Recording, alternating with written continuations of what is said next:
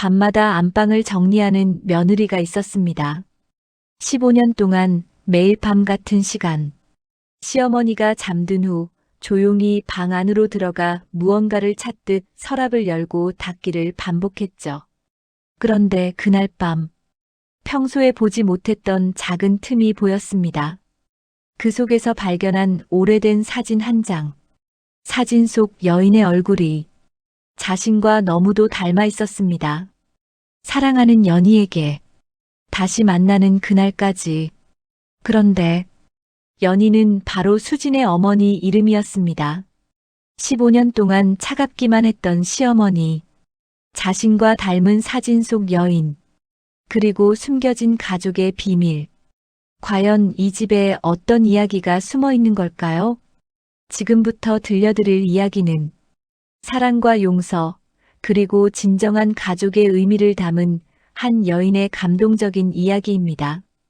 당신의 마음을 어루만지는 이야기, 매일 무료로 함께합니다. 지금 구독과 좋아요를 눌러주시고 따뜻한 목소리와 감동을 놓치지 마세요. 함께라서 더 행복한 이야기 여행, 오늘부터 시작해요. 서울 외곽의 오래된 아파트 단지는 밤이 되면 조용해집니다. 20년도 더 된 낡은 건물들 사이로 가로등 불빛만이 희미하게 새어나오죠. 그중 한 세대 15층 아파트에서 수지는 오늘도 하루를 마무리하고 있었습니다. 44살의 수지는 결혼한 지 15년이 되었지만 아직도 이 집이 온전히 자신의 집처럼 느껴지지 않았습니다. 남편 민호는 지방 근무로 한 달에 한두 번만 집에 돌아오고 평소엔 72살의 시어머니 말순과 단둘이 지내고 있죠. 수진아, 설거지는 다 했나? 거실에서 들려오는 말순의 목소리에 수지는 부엌에서 대답했습니다. 네, 어머님. 다 끝났어요. 말순은 무뚝뚝한 성격이었습니다. 웃는 모습을 보기가 쉽지 않고 매사에 까다로웠죠.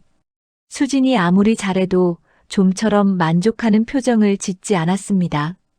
밥을 해도 청소를 해도 빨래를 해도 늘 뭔가 부족하다는 듯한 시선으로 바라보곤 했어요. 수진이 처음 이 집에 시집 왔을 때를 떠올려 봅니다. 그때 수진은 29살이었고 민호와의 결혼을 정말 행복하게 생각했었죠. 하지만 시댁살이는 수진이 생각했던 것보다 훨씬 어려웠습니다. 말수는 첫날부터 수진을 경계하는 듯한 눈빛을 보냈어요.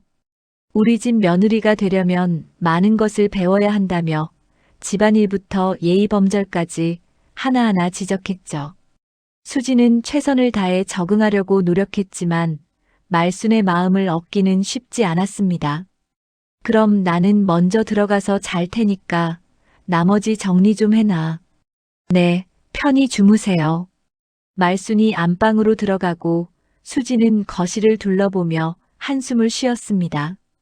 TV는 이미 꺼져 있고 소파 위의 쿠션들도 제자리에 놓여 있었죠. 사실 정리할 게 별로 없었습니다. 하지만 수지는 이 시간이 필요했어요. 수지는 부엌으로 돌아가 마지막 정리를 했습니다. 싱크대 주변을 깨끗하게 닦고 가스레인지도 한 번 더 청소했죠. 내일 아침에 말순이 기분 좋게 일어날 수 있도록 모든 것을 완벽하게 정리해두고 싶었거든요. 거실로 돌아온 수지는 소파에 앉아 잠시 쉬었습니다. 오늘도 참 긴 하루였어요. 아침 6시에 일어나서 말순의 아침밥을 준비하고 하루 종일 집안일을 하다 보니 어느새 밤이 되어 있었죠. 수지는 창문 밖을 바라봤습니다. 맞은편 아파트 창문들에는 아직 불이 켜져 있었어요. 저마다 다른 삶을 살아가는 사람들의 모습이 희미하게 보였죠. 수지는 가끔 궁금했습니다. 다른 집의 며느리들은 어떻게 살고 있을까? 자신처럼 시어머니와의 관계에서 어려움을 겪고 있을까?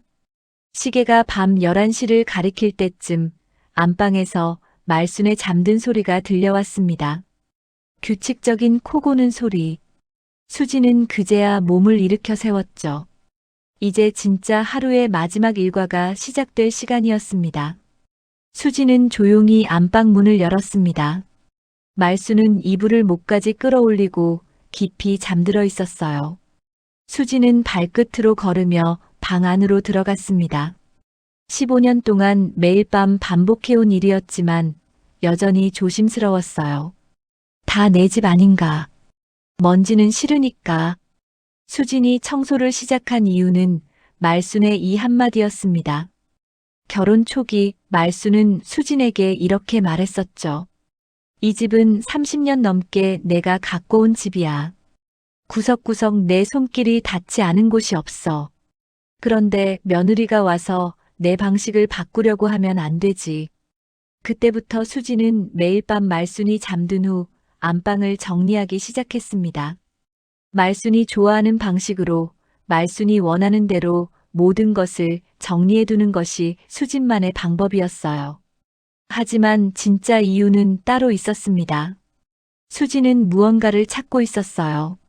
정확히 뭘 찾는지는 자신도 몰랐지만 이 집 안 어딘가에 자신이 알아야 할 무언가가 있다는 느낌이 들었거든요. 말순이 자신을 받아들이지 못하는 이유, 혹은 이 가족에 숨겨진 이야기 같은 것 말입니다. 수지는 먼저 화장대부터 정리했습니다. 말순의 오래된 화장품들을 가지런히 놓고 거울을 닦았죠.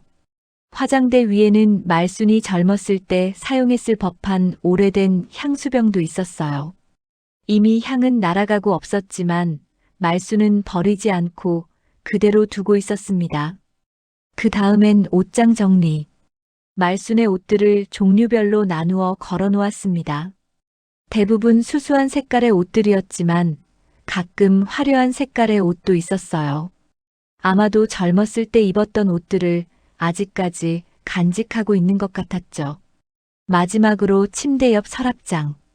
수지는 이 서랍들을 하나씩 열어보곤 했어요. 처음엔 그냥 정리차 열어봤는데 언제부턴가 습관이 되어버렸죠. 첫 번째 서랍에는 말순의 속옷들이, 두 번째 서랍에는 양말과 스타킹들이 정리되어 있었습니다. 세 번째 서랍에는 잡다한 물건들이 들어 있었어요. 오래된 안경, 사용하지 않는 시계, 옛날 사진 몇 장. 수지는 이 사진들을 볼 때마다 궁금했습니다. 젊은 시절의 시아버지와 말순의 모습, 그리고 어린 시절의 남편 민호까지.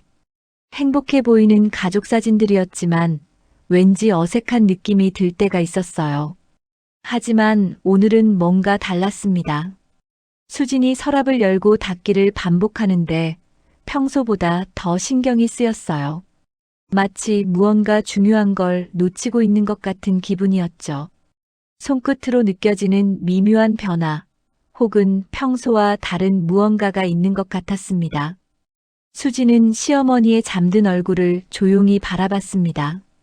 잠든 말순의 얼굴은 깨어있을 때보다 훨씬 평온해 보였어요. 주름이 많이 져 있지만 젊었을 때는 분명 미인이었을 거라는 생각이 들었습니다. 가끔 말순이 젊었을 때 이야기를 들려주면 좋겠다는 생각이 들곤 했어요. 언제쯤 저를 진짜 며느리로 받아주실까요? 수지는 속으로만 이렇게 중얼거렸습니다. 15년이라는 긴 시간 동안 이 집에서 살았지만 아직도 말순의 마음을 얻지 못했다는 생각이 들었거든요. 아무리 잘해도 아무리 정성스럽게 모셔도 말순은 늘 어딘가 어색하고 서먹한 태도를 보였습니다. 다른 집 며느리들 이야기를 들어보면 시간이 지나면서 시어머니와 가까워진다고 하던데 수지는 왜 그렇게 되지 않는 걸까요? 혹시 자신이 부족해서일까? 아니면 말순만의 특별한 이유가 있는 걸까? 수지는 늘 이런 생각들로 마음이 무거웠습니다. 수지는 마지막으로 방 전체를 둘러보며 놓친 구석이 없는지 확인했습니다. 모든 게 제자리에 있었고 먼지 하나 없이 깨끗했죠. 그렇게 오늘의 청소도 끝이 났습니다. 방을 나서며 수지는 문을 조심스럽게 닫았어요. 내일 아침이면 말순은 평소처럼 일어나 아침밥을 차려달라고 할 테고 수지는 또 하루를 시작하겠죠. 그리고 내일 밤에도 수지는 이렇게 안방을 정리할 겁니다. 무언가를 찾기 위해서 혹은 무언가를 확인하기 위해서 말이에요. 그날은 평소와 다를 바 없이 시작되었습니다.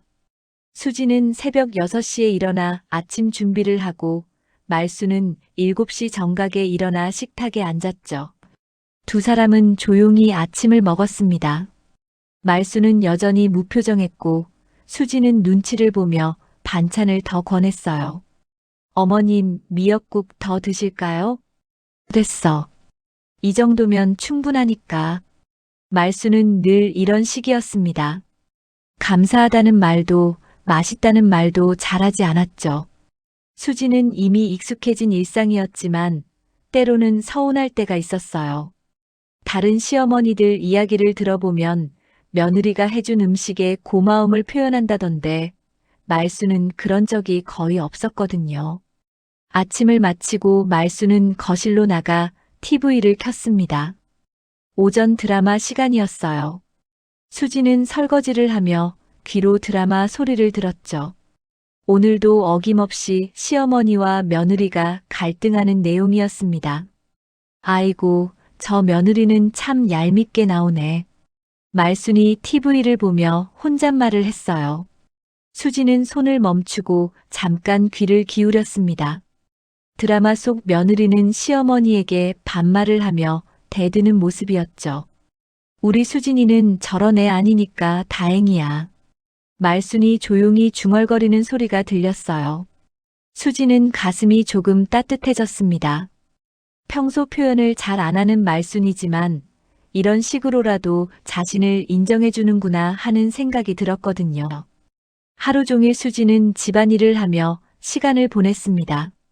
빨래를 하고 청소를 하고 장을 보러 나갔다 오기도 했죠. 장을 보러 나갈 때마다 수지는 잠깐이나마 자유로운 기분을 느꼈어요. 아파트 밖의 공기는 집 안과는 달랐거든요. 마트에서 장을 보며 수지는 다른 주부들의 모습을 관찰했습니다. 어떤 사람은 전화를 하며 가족들과 즐겁게 이야기하고 어떤 사람은 아이와 함께 와서 장을 보고 있었어요. 수지는 가끔 부러웠습니다. 자신도 그런 평범하고 행복한 일상을 누릴 수 있다면 좋겠다는 생각이 들곤 했죠. 집으로 돌아와서는 저녁 준비를 했습니다. 오늘은 말순이 좋아하는 된장찌개를 끓이기로 했어요. 두부도 넣고 애호박도 썰어 넣었죠. 말순은 된장찌개를 좋아했지만 그렇다고 해서 맛있다는 말을 자주 하지는 않았어요. 저녁 시간이 되자 말순이 식탁에 앉았습니다. 오늘은 된장찌개구나. 네, 어머님께서 좋아하신다고 하셔서요. 그래, 잘 끓였네. 말순의 짧은 칭찬에 수지는 기뻤어요. 이런 작은 인정 하나하나가 수진에게는 큰 의미였거든요. 내일은 갈치조림 해줘. 요즘 갈치 먹고 싶더라. 네, 내일 장 볼 때 갈치 사올게요. 저녁을 먹고 설거지를 마친 후 수지는 거실에서 말순과 함께 드라마를 봤습니다. 말순은 옛날 드라마 재방송을 좋아했어요. 80년대, 90년대 드라마들을 보며 가끔씩 그때가 좋았지 하고 중얼거리곤 했죠. 그때는 사람들이 정이 많았어. 지금처럼 각박하지 않았지. 말순이 드라마를 보며 말했어요. 수지는 고개를 끄덕이며 대답했습니다. 정말 그런 것 같아요. 드라마 속 사람들 표정을 보니까 마음이 따뜻해져요. 드라마 속에서는 시어머니와 며느리가 서로를 이해하고 화해하는 장면이 나왔어요. 수지는 그 장면을 보며 부러움을 느꼈습니다. 언제쯤 자신과 말순도 저렇게 될 수 있을까 하는 생각이 들었거든요. 밤 10시가 넘어서야 말순은 하품을 하며 일어섰습니다. 나는 먼저 들어가서 잘 테니까 TV 끄고 문단속 확인해. 네, 편히 주무세요. 말순이 안방으로 들어가고 수지는 거실 정리를 했습니다. 리모컨을 제자리에 놓고 쿠션을 가지런히 정리했죠. 그리고 현관문 잠금 장치도 한 번 더 확인했어요. 말수는 문단속을 정말 중요하게 생각했거든요.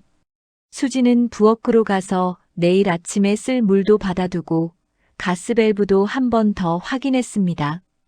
이런 작은 일들 하나하나가 말순을 위한 배려였어요. 시계가 밤 11시 반을 가리킬 때쯤 수지는 말순의 잠든 소리를 들었습니다.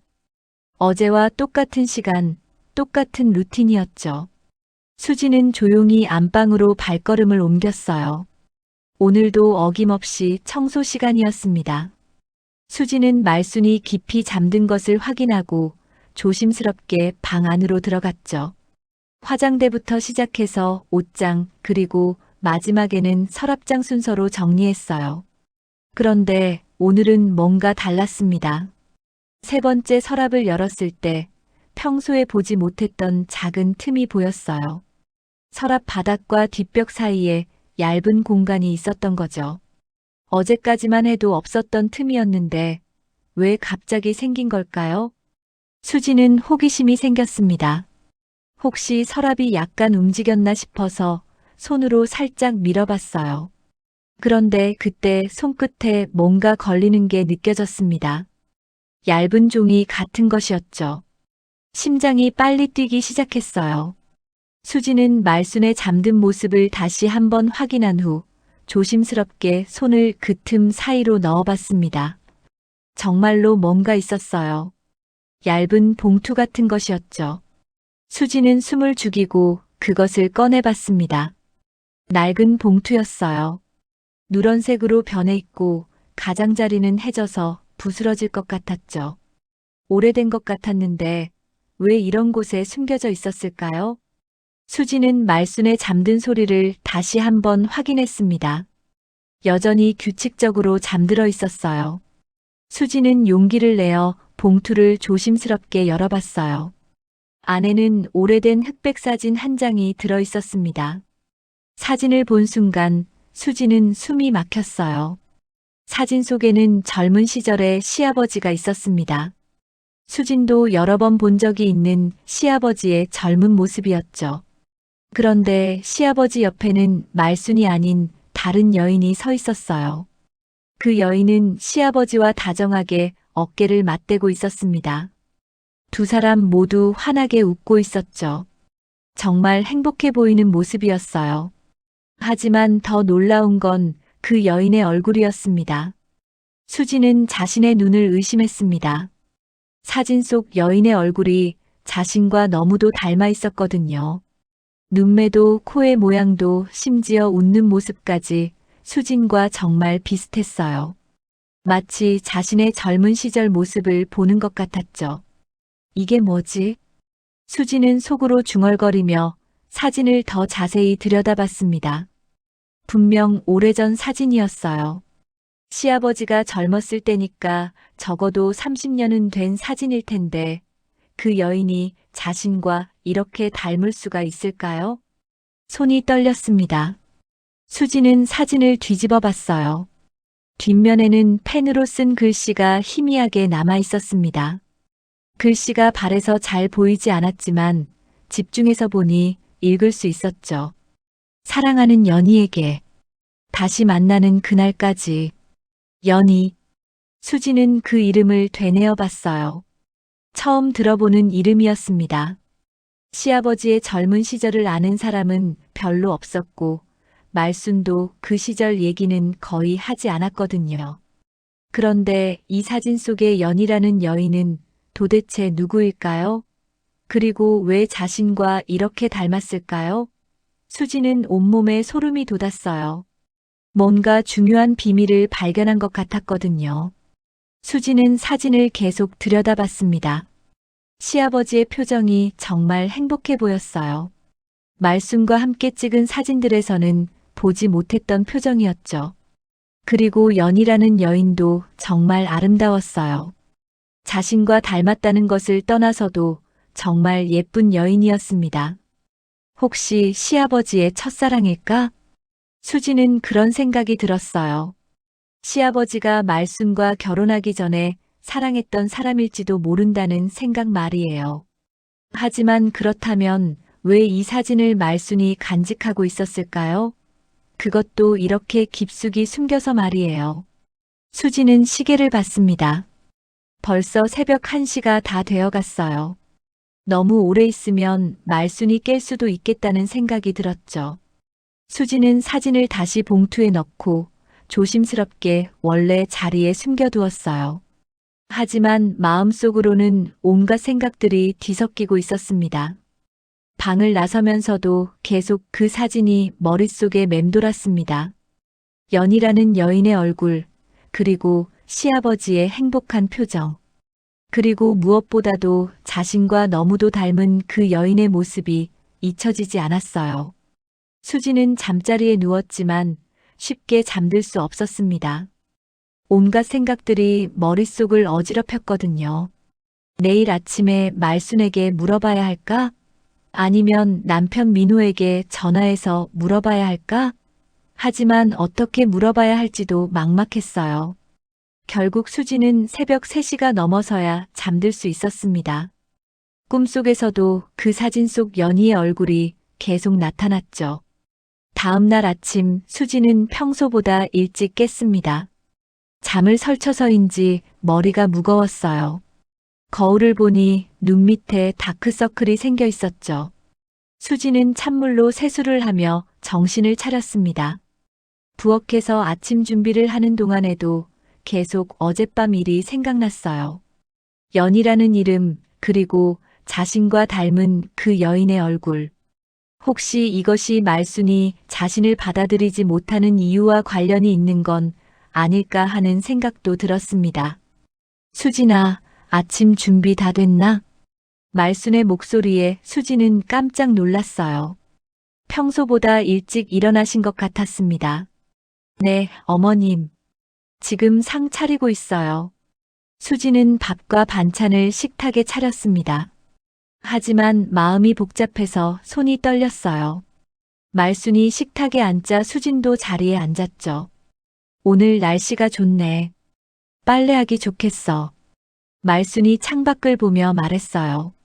평소와 다름없는 일상적인 대화였지만 수진에게는 모든 게 다르게 느껴졌습니다. 네, 그럴 것 같아요. 수지는 대답하면서도 말순의 얼굴을 유심히 관찰했습니다. 혹시 어젯밤 일을 눈치챘을까 싶어서요. 하지만 말순은 평소와 다름없어 보였어요. 아침을 먹는 동안 수지는 여러 번 말순에게 물어보려고 했습니다. 그 사진에 대해서, 연희라는 사람에 대해서 말이에요. 하지만 번번이 말이 목구멍까지만 올라오다가 그만두었죠. 어머님, 왜 무슨 일이야? 말순이 수진을 바라봤어요. 그 순간 수지는 말문이 막혔습니다. 어떻게 시작해야 할지 몰랐거든요. 아니에요. 그냥 뭐야? 할 말이 있으면 해. 말순의 목소리가 조금 날카로워졌어요. 수지는 당황했습니다. 정말 아무것도 아니에요. 그냥 오늘 뭘 해드릴까 해서요. 그럼 갈치 사러 가서 갈치조림 해줘. 어제 말했잖아. 네, 알겠어요. 아침을 마치고 말순은 거실로 나갔어요.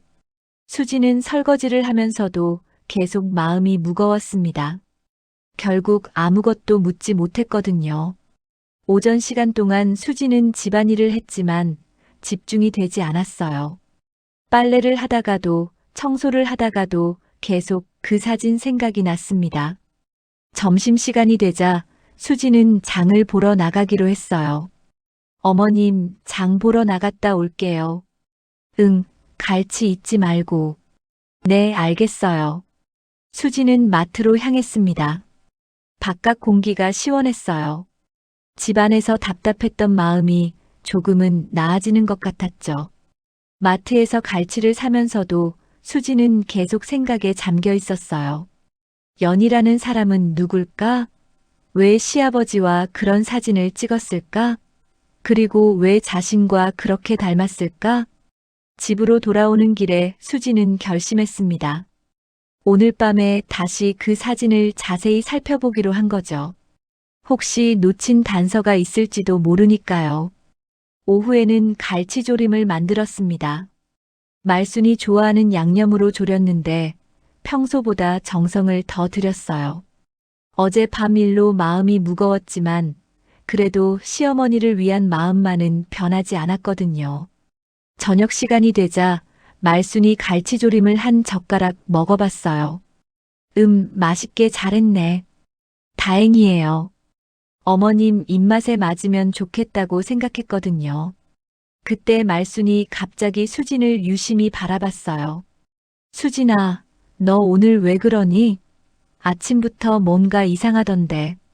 수진은 깜짝 놀랐습니다. 역시 말순은 눈치가 빨랐어요. 그런가요? 그냥 좀 피곤해서 그런 것 같아요. 피곤해? 무슨 일로? 아니에요. 그냥 어젯밤에 잠을 잘 못 잤어요. 말순은 잠시 수진을 바라보더니 고개를 끄덕였어요. 그래, 나이 들면 잠도 잘 안 와. 내가 잘 아니까. 저녁을 마치고 평소처럼 드라마를 봤습니다. 하지만 수진은 드라마에 집중할 수 없었어요. 계속 그 사진 생각만 났거든요. 밤 10시쯤 말순이 하품을 했어요. 오늘은 좀 일찍 잘까봐. 왠지 피곤하네. 네, 편히 주무세요. 말순이 안방으로 들어가고 수지는 거실 정리를 했습니다. 하지만 마음은 벌써 안방으로 가 있었어요. 다시 그 사진을 보고 싶었거든요. 시계가 밤 11시를 넘기자 수지는 말순의 잠든 소리를 기다렸어요. 평소보다 더 오래 걸리는 것 같았습니다. 아마 자신이 조급해서 그런 것 같았죠. 드디어 말순의 잠든 소리가 들렸어요. 수지는 조심스럽게 안방으로 들어갔습니다. 오늘은 다른 청소는 건드리지 않고 바로 서랍장으로 갔어요. 세 번째 서랍을 열고 그 틈 사이에 손을 넣어 봉투를 꺼냈습니다. 어젯밤과 똑같은 자리에 그대로 있었어요. 사진을 다시 꺼내보니 어젯밤 본 것이 맞았습니다. 자신과 너무도 닮은 연이라는 여인, 그리고 행복해 보이는 시아버지의 모습. 그런데 오늘은 뭔가 다른 게 보였어요. 사진의 배경을 자세히 보니 어딘가 익숙한 곳 같았습니다. 혹시 이 동네 어딘가가 아닐까 하는 생각이 들었어요. 그리고 연희의 옷차림도 눈에 띄었습니다. 수수하지만 품이 있어 보이는 옷이었어요. 그 시대치고는 꽤 세련된 스타일이었죠. 수지는 사진 뒷면의 글씨도 다시 봤습니다. 사랑하는 연희에게 다시 만나는 그날까지. 시아버지가 쓴 글인 것 같았어요. 필체가 평소 시아버지 글씨와 비슷했거든요. 그때 갑자기 뒤에서 소리가 났습니다. 뭐 하는 거야? 수지는 깜짝 놀라 돌아봤어요. 말순이 침대에서 일어나 자신을 바라보고 있었습니다. 얼굴에는 차가운 표정이 떠 있었어요. 수진의 손에서 사진이 떨어졌습니다. 심장이 쿵쾅거리며 온몸이 굳어버렸어요. 말순은 침대에서 천천히 일어나 수진에게 다가왔습니다. 그걸 어디서 찾았어? 말순의 목소리는 차갑고 날카로웠어요. 수진은 말문이 막혔습니다. 어떻게 대답해야 할지 몰랐거든요. 어머님 죄송해요. 그냥 청소하다가 15년 동안 청소하면서 왜 하필 오늘 찾았어? 말순이 바닥에 떨어진 사진을 주워들었습니다. 사진을 보는 말순의 표정은 복잡했어요. 분노와 슬픔, 그리고 뭔가 두려운 감정이 뒤섞여 있었죠. 어머님, 나가. 지금 당장 나가. 어머님 설명은 무슨 설명이야. 내가 나가라고 했어. 말순이 소리를 질렀어요. 수지는 처음 보는 말순의 모습에 깜짝 놀랐습니다. 15년 동안 살면서 말순이 이렇게 화내는 걸 본 적이 없었거든요. 수지는 어쩔 수 없이 방에서 나왔어요. 문이 쾅 소리를 내며 닫혔습니다. 수지는 거실에 서서 어찌할 바를 모르겠더라고요. 안방에서는 말순이 뭔가를 뒤지는 소리가 들렸어요. 서랍을 열고 닫는 소리, 그리고 종이가 바스락거리는 소리까지. 말순이 뭘 하고 있는 걸까요? 한참 후에야 방 안이 조용해졌습니다. 수지는 문 앞에 서서 귀를 기울였어요. 말순이 훌쩍이는 소리가 들렸습니다. 울고 있는 것 같았어요. 수지는 가슴이 아팠습니다. 자신 때문에 말순이 우는 것 같았거든요. 하지만 어떻게 위로해야 할지 몰랐어요. 그날 밤 수지는 거실 소파에서 잤습니다. 안방에 들어갈 수가 없었거든요. 잠도 오지 않았어요. 계속 말순의 차가운 표정과 울음소리가 생각났습니다. 다음 날 아침 수지는 일찍 일어나 아침 준비를 했어요. 평소보다 더 정성스럽게 준비했습니다. 말순의 기분을 풀어드리고 싶었거든요. 하지만 말순은 아침 식사 때 나오지 않았어요. 수진이 문을 두드려 봤지만 대답이 없었습니다. 어머님, 아침 드세요. 됐어. 나는 안 먹을 거야. 어머님, 그냥 내버려둬. 수지는 어쩔 수 없이 혼자 아침을 먹었어요. 밥이 목으로 넘어가지 않았습니다. 이런 일은 처음이었거든요. 점심때도 마찬가지였어요. 말순은 방에서 나오지 않았습니다. 수지는 문 앞에 밥상을 놓고 갔지만 한참 후에 가보니 그대로 있었어요. 저녁 시간이 되자 수지는 걱정이 되기 시작했어요. 말순이 하루 종일 아무것도 안 드시고 방에만 있었거든요. 어머님, 이러시면 몸이 안 좋아져요. 뭐라도 좀 드세요. 상관하지 마. 말순의 목소리는 여전히 차가웠어요. 수지는 한숨을 쉬었습니다. 그날 밤 수지는 다시 소파에서 잤어요. 말순이 언제쯤 마음을 풀어줄까 걱정이 되었습니다. 며칠이 지났지만 상황은 나아지지 않았어요. 말순은 최소한의 대화만 했고 식사도 제대로 하지 않았습니다. 수지는 점점 지쳐갔어요. 일주일째 되는 날 수지는 견딜 수 없었습니다. 말순에게 진심으로 사과하기로 했어요. 어머님, 정말 죄송해요. 제가 잘못했어요. 안방 문 앞에 무릎을 꿇고 말했습니다. 그 사진, 정말 우연히 발견한 거예요. 호기심에 본 거지, 다른 의도는 없었어요. 하지만 말순은 대답하지 않았어요. 제발 용서해 주세요. 어머님이 이러시니까 너무 힘들어요. 그때 방문이 열렸습니다. 말순이 나왔어요. 얼굴이 많이 야위어 보였습니다. 일어나. 어머님, 일어나라고 했어. 수진이 일어나자 말순이 말했어요. 서랍은 내 허락 없이는 열지 말라 했지. 네, 죄송해요. 사진 속 그 여자. 누구냐고 묻고 싶겠지? 수지는 고개를 끄덕였어요. 정말 궁금했거든요. 말순은 잠시 망설이더니 입을 열었습니다. 연희. 그 애는. 그런데 말을 하다 말고 고개를 저었어요. 아니야. 너가 알 필요 없어.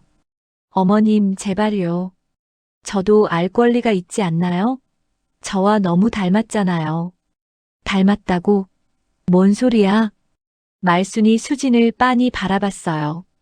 사진 속 그 여자와 제가 닮았다고 생각해서.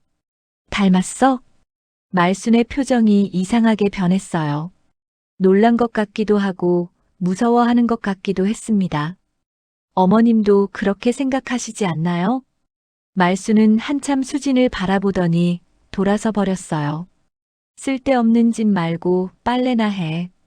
그리고 다시 방으로 들어가 버렸습니다. 하지만 이번엔 문을 완전히 닫지 않았어요.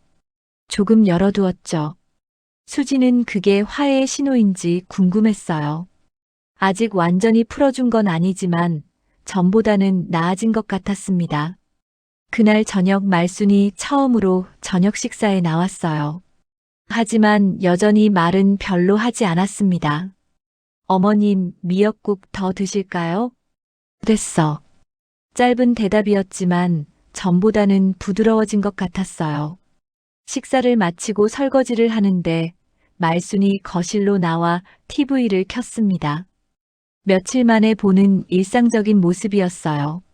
수지는 설거지를 마치고 조심스럽게 거실로 나갔어요. 어머님, 같이 봐도 될까요?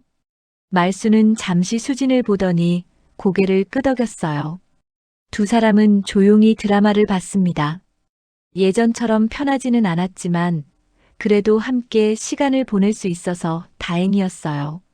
밤이 되자 말순이 일어났습니다. 나는 들어가서 잘 테니까.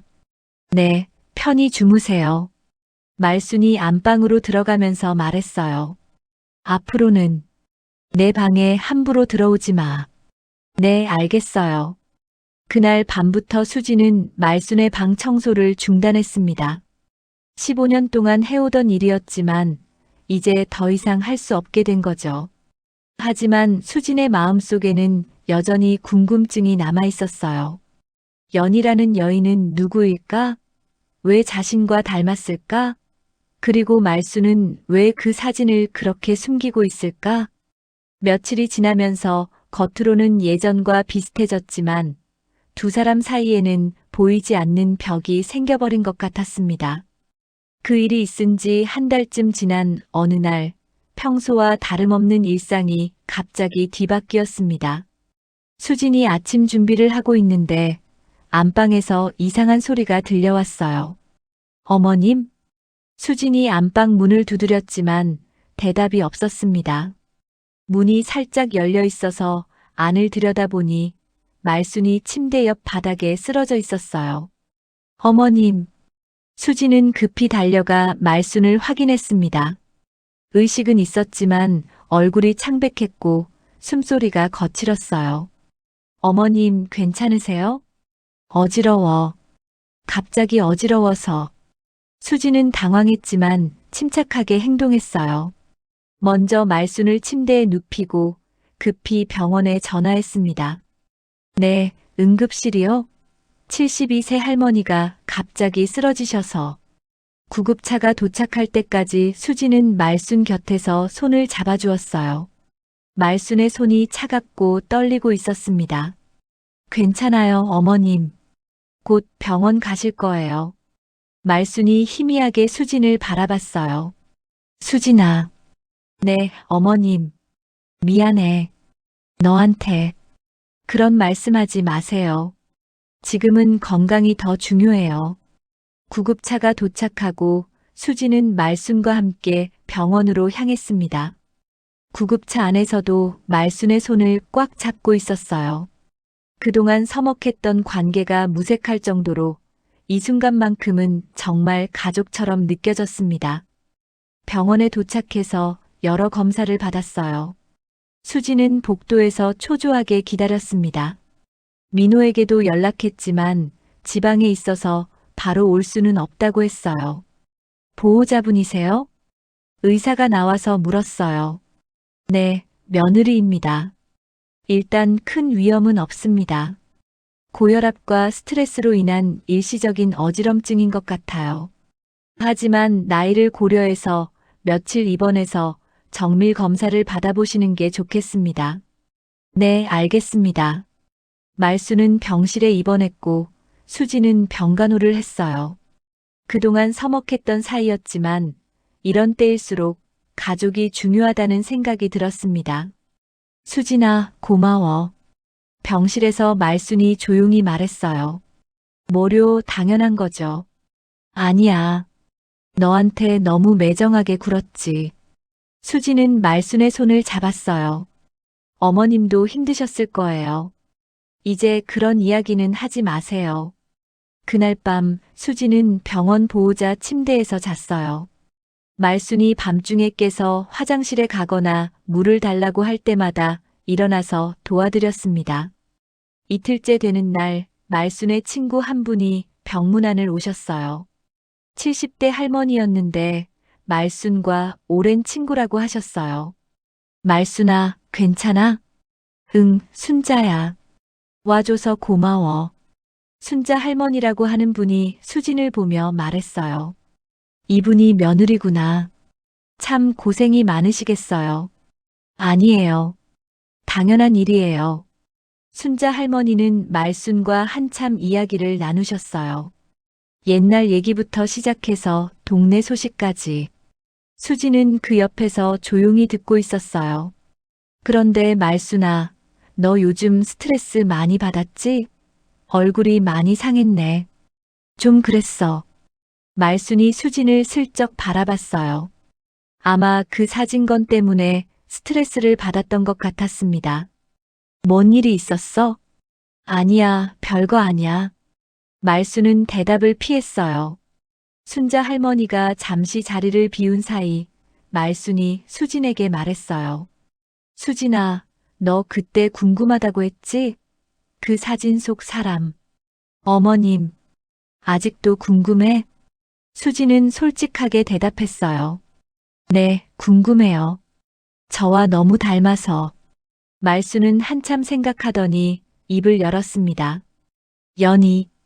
그 애는 내 시아버지가 젊었을 때 사랑했던 사람이야. 수진의 가슴이 두근거렸어요. 드디어 진실을 듣게 되는 건가요? 시아버지가 저와 결혼하기 전에요? 아니야. 나와 결혼한 후에도 계속 그 애를 잊지 못했어. 수지는 충격을 받았어요. 그런 사연이 있었다니. 그럼 어머님은 나는 알고 있었어. 우리 남편이 나를 사랑하지 않는다는 걸, 그냥 의무감으로 결혼 생활을 했다는 걸. 말순의 목소리가 떨렸어요. 하지만 참고 살았지. 아들도 있고 그냥 그렇게 사는 게 맞다고 생각했어. 어머님. 그런데 연희가 다른 곳으로 이사를 갔어. 아마 우리 때문에 눈치를 본 것 같아. 순자 할머니가 돌아오면서 대화는 중단되었어요. 하지만 수지는 이미 충분히 충격적인 이야기를 들었습니다.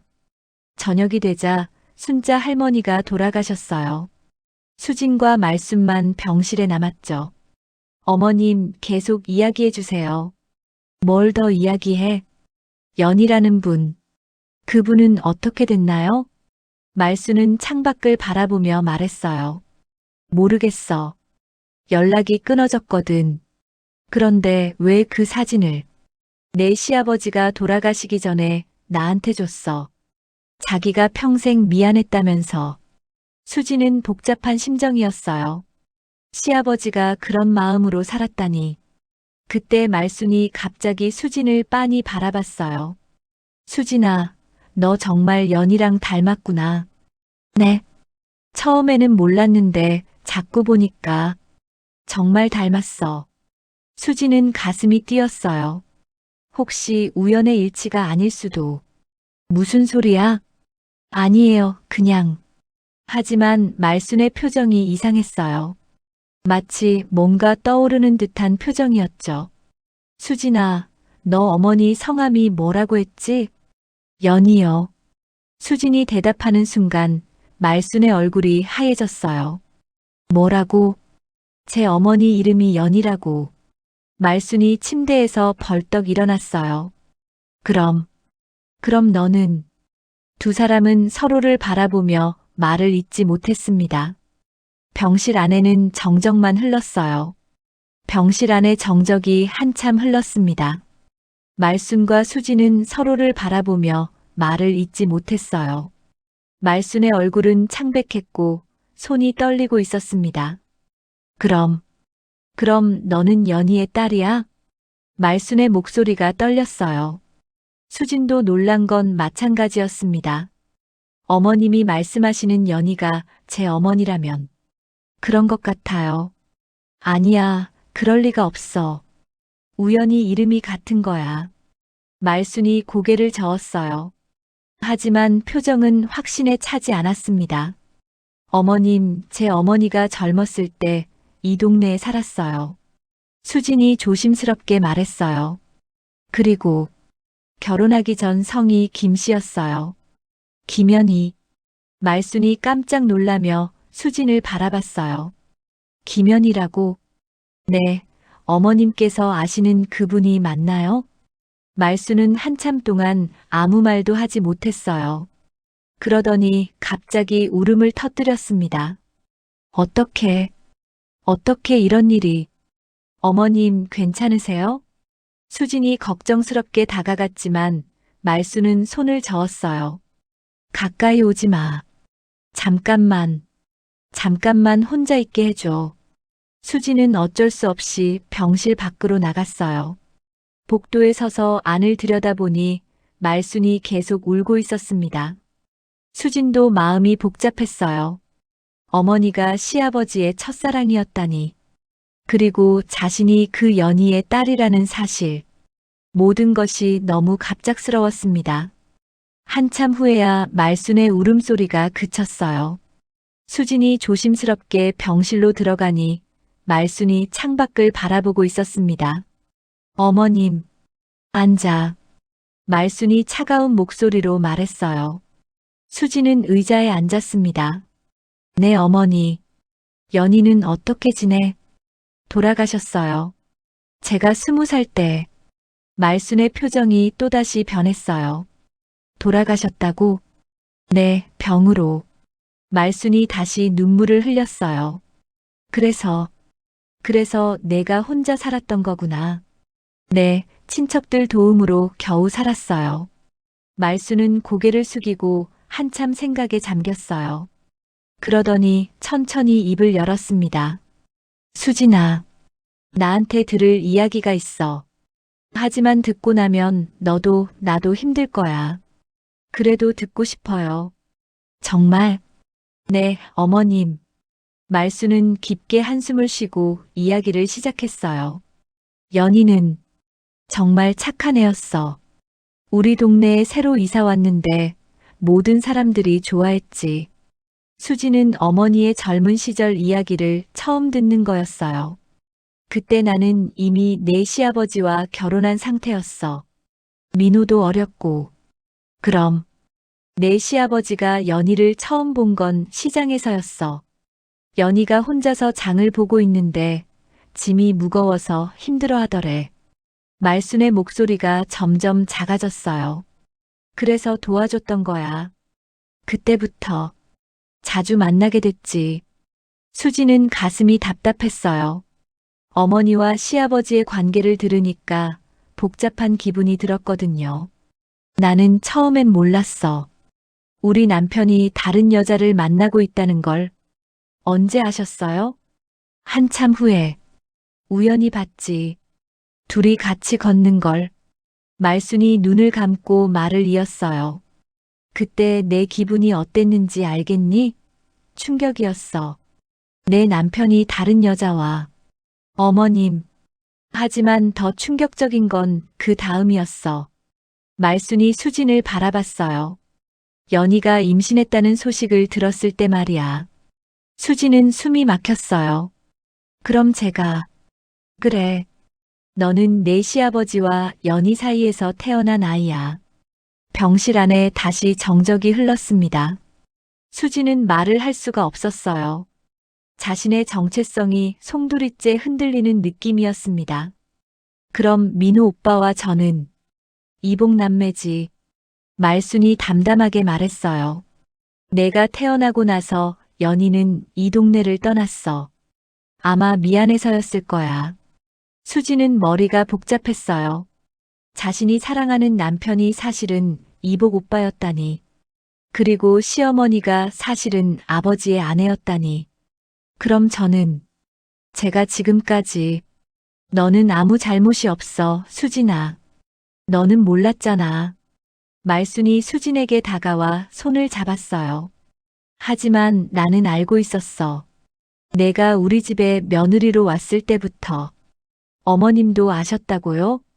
연희를 닮았으니까. 그리고 이름도 같고. 의심이 안 될 수가 없었지. 수지는 충격에 말을 잇지 못했어요. 그럼 왜 그때 말씀 안 하셨어요? 어떻게 말해? 내가 내 남편의 딸이라고, 민호의 누나라고. 말순의 목소리가 떨렸어요. 그리고 솔직히 복수하고 싶었어. 복수요? 연희가 내 남편을 빼앗아 갔잖아. 그래서 연희의 딸인 너를 힘들게 하고 싶었던 거야. 수지는 가슴이 아팠어요. 15년 동안 자신이 받았던 차가운 대우의 이유를 이제야 알게 된 거죠.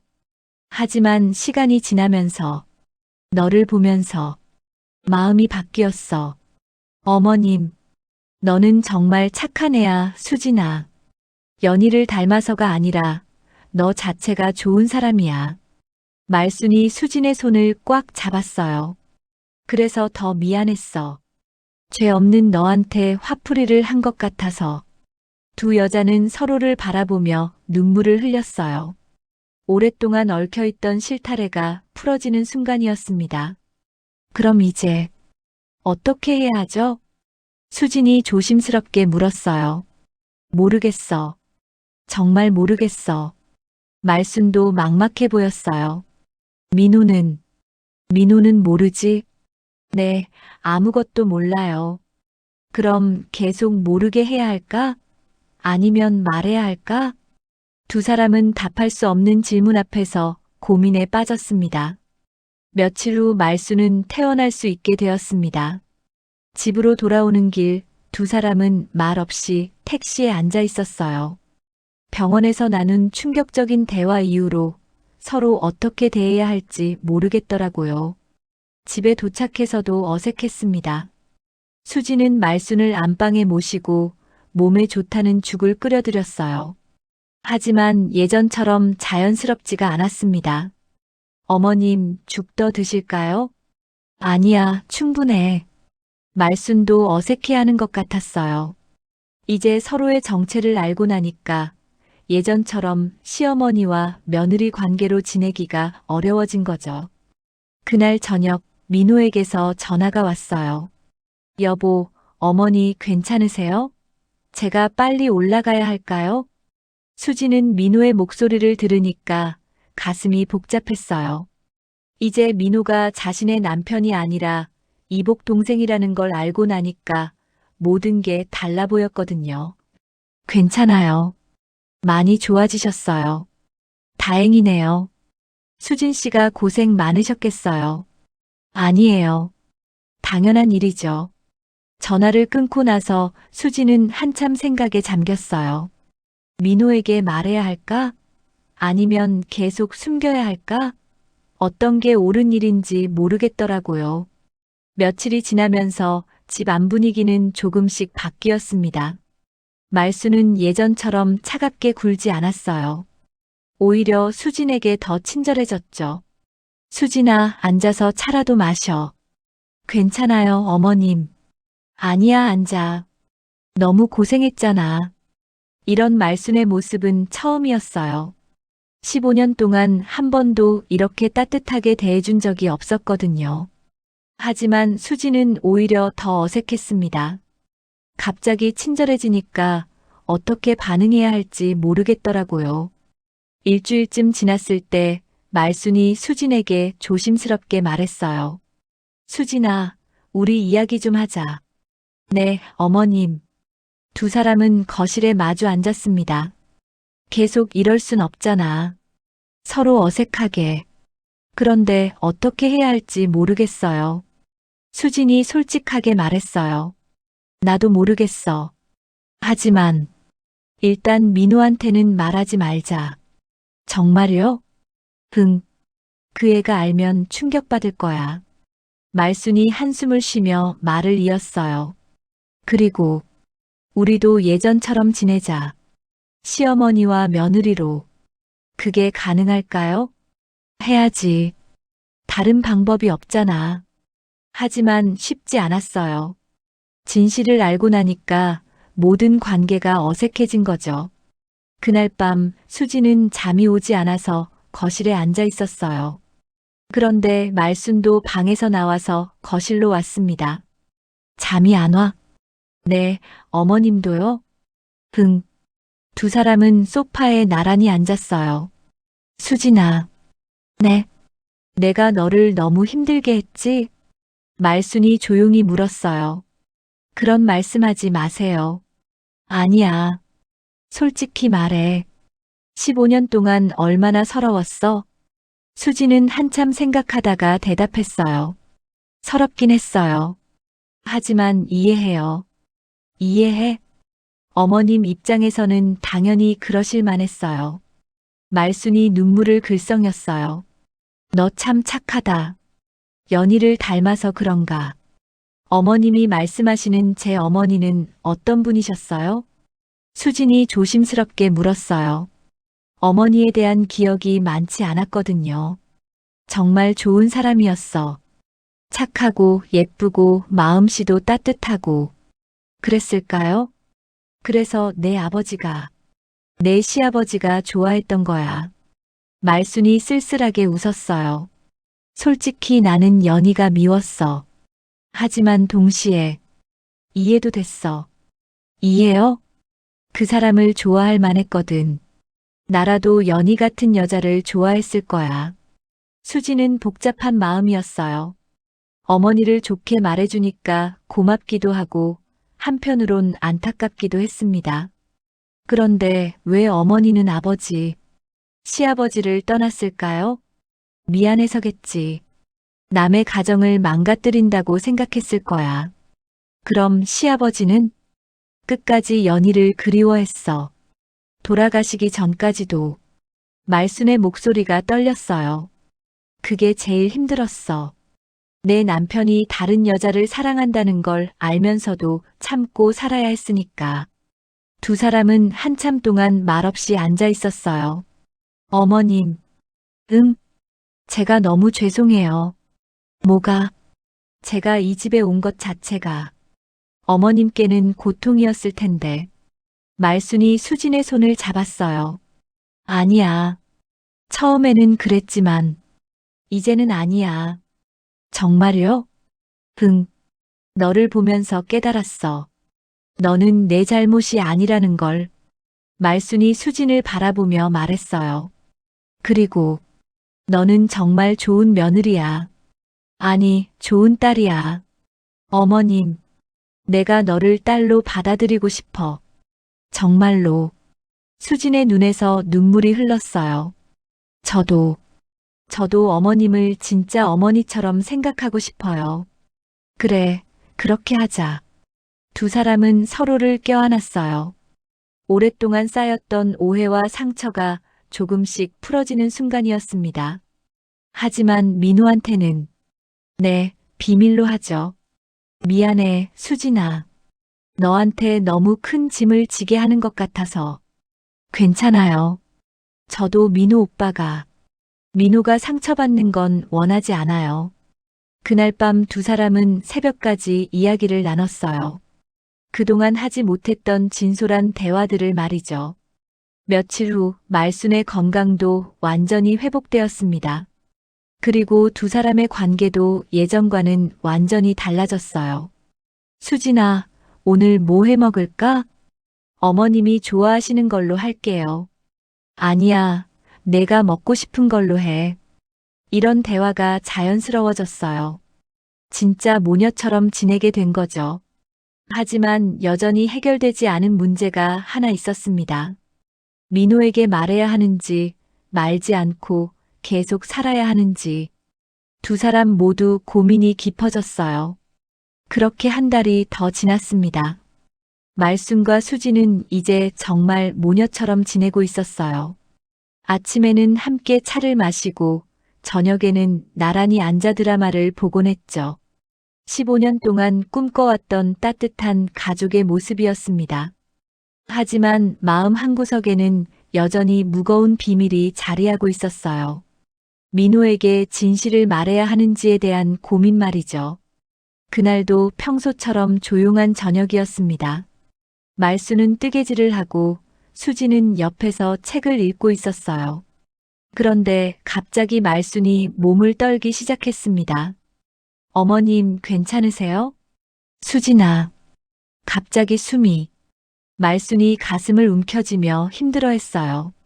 수지는 급히 달려가 말순을 부축했습니다. 어머님. 하지만 말순의 상태는 심각해 보였어요. 얼굴이 창백하고 식은땀을 흘리고 있었습니다. 119에 신고해야겠어요. 수진이 전화를 걸려고 하는데 말순이 손을 잡았어요. 수진아, 잠깐만. 어머님, 지금은 병원에 가는 게. 내 말 좀 들어봐. 중요한 얘기가 있어. 말순의 목소리가 가늘어졌어요. 수지는 불안했지만 귀를 기울였습니다. 만약 내가 죽으면. 그런 말씀하지 마세요. 들어봐. 서랍장에 편지가 있어. 편지요? 너한테 쓴 편지야. 읽어봐. 그 순간 말순이 의식을 잃었어요. 수지는 급히 119에 신고했습니다. 구급차가 도착하고 말순은 응급실로 실려갔어요. 수진도 함께 따라갔지만 의료진이 응급처치를 하는 동안 기다릴 수밖에 없었습니다. 민호에게도 급히 연락했어요. 여보, 어머니가 갑자기 쓰러지셔서 응급실에 있어요. 뭐라고요? 지금 바로 올라갈게요. 몇 시간 후 의사가 나와서 말했어요. 심근경색입니다. 다행히 빠른 처치로 생명에는 지장이 없지만 고령이라 회복이 쉽지 않을 것 같습니다. 그럼 최선을 다해보겠지만 가족들은 마음의 준비를 하시는 게 좋을 것 같습니다. 수지는 다리에 힘이 풀렸어요. 이제 막 진짜 어머니가 된 것 같았는데 이렇게 떠날 수도 있다니. 새벽에 민호가 도착했어요. 수지는 민호를 보는 순간 복잡한 감정이 들었습니다. 이제 민호가 남편이 아니라 동생이라는 걸 알고 나니까 예전과는 다른 느낌이었어요. 어머니 상태는 어때요? 의사 선생님이 위험하다고. 민호가 수진의 어깨를 감쌌어요. 괜찮을 거예요. 어머니는 강하신 분이잖아요. 수지는 민호의 따뜻한 손길이 고마우면서도 죄스러웠어요. 만약 민호가 진실을 안다면 어떻게 될까 하는 생각이 들었거든요. 사흘째 되는 날 말순이 잠깐 의식을 회복했어요. 수진과 민호가 병실에 있을 때였습니다. 민호야. 네, 어머니. 괜찮으세요? 우리 수진이가 얼마나 고생했는지 아니? 네, 알고 있어요. 앞으로 더 잘해줘야 해. 네, 어머니. 걱정하지 마세요. 말순이 수진을 바라봤어요. 수진아, 고마웠어. 정말로. 어머님, 내가 못다한 말들이 편지에 있어. 편지는 나중에 보셔도 돼요. 지금은 치료에만 집중하세요. 하지만 말순의 눈빛은 이미 흐려지고 있었어요. 민호야, 수진아, 서로 사랑하며 살아라. 그것이 말순의 마지막 말이었습니다.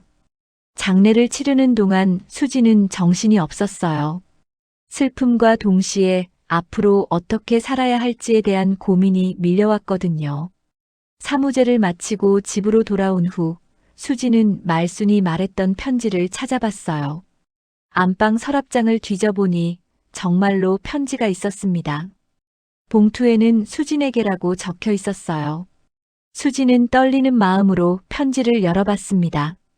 사랑하는 수진에게 이 편지를 읽고 있다면 나는 이미 세상을 떠났을 거야. 미안해, 수진아. 너한테 너무 많은 짐을 지게 했구나. 하지만 너는 알아야 해. 내가 우리 집에 온 것은 하늘의 뜻이었다는 걸. 연희가 너를 보내준 거야. 나를 용서하라고, 그리고 진짜 가족이 되라고. 15년 동안 너를 힘들게 해서 미안해. 하지만 마지막 몇 달 동안은 정말 행복했어. 진짜 딸을 얻은 것 같았거든. 민호한테는 말하지 마. 그 애가 상처받을까봐 무서워. 너만 알고 있으면 돼. 그게 우리 세 사람 모두를 위한 일이야. 마지막으로 이 집은 너에게 남겨둘게. 너는 이 집의 진짜 주인이거든. 연희의 딸이자 내 딸이니까. 사랑해, 우리 딸아. 엄마가. 수지는 편지를 읽으며 눈물을 흘렸어요. 말순이 마지막에 엄마라고 서명한 것을 보니까 진짜 딸이 된 것 같았습니다. 며칠 후 유언장이 공개되었어요. 정말로 말순은 집을 수진에게 남겨뒀습니다. 어머니가 왜 집을 수진 씨에게 민호가 의아해했어요. 아마 제가 오랫동안 모셨다고 생각하셔서인 것 같아요. 수진이 조심스럽게 대답했어요. 그렇겠네요. 어머니가 마지막에 수진 씨를 정말 좋아하셨으니까. 그날 밤 수진은 혼자 안방에 앉아 있었어요. 이제 이 방이 자신의 방이 된 거죠. 그런데 뭔가 허전했습니다. 수진은 서랍에서 그 오래된 사진을 꺼내봤어요. 젊은 시절의 시아버지와 어머니 연희의 모습. 이제는 그 사진이 슬프지 않았어요. 오히려 따뜻해 보였습니다. 수진은 사진을 말순의 영정 옆에 올려놓았어요. 그리고 조용히 말했습니다. 어머님, 이제 정말 편히 가세요. 저도 어머님을 진짜 엄마라고 생각할게요. 창밖으로는 따뜻한 봄바람이 불어왔어요. 긴 겨울이 끝나고 새로운 계절이 시작되는 것 같았습니다. 민호는 여전히 아무것도 모르고 있었고 앞으로도 모를 거예요. 그게 모두를 위한 일이라고 수지는 생각했습니다. 수지는 이제 이 집의 주인이 되었어요. 하지만 그보다 더 중요한 건 진짜 가족의 의미를 깨달았다는 거였습니다. 혈연이 전부가 아니라 서로를 이해하고 용서하는 마음이 진짜 가족을 만든다는 걸 말이죠. 그날 밤 수지는 오랜만에 편안한 잠을 잤어요. 말순의 따뜻한 미소가 꿈속에 나타났거든요. 고생 많았다, 우리 딸아.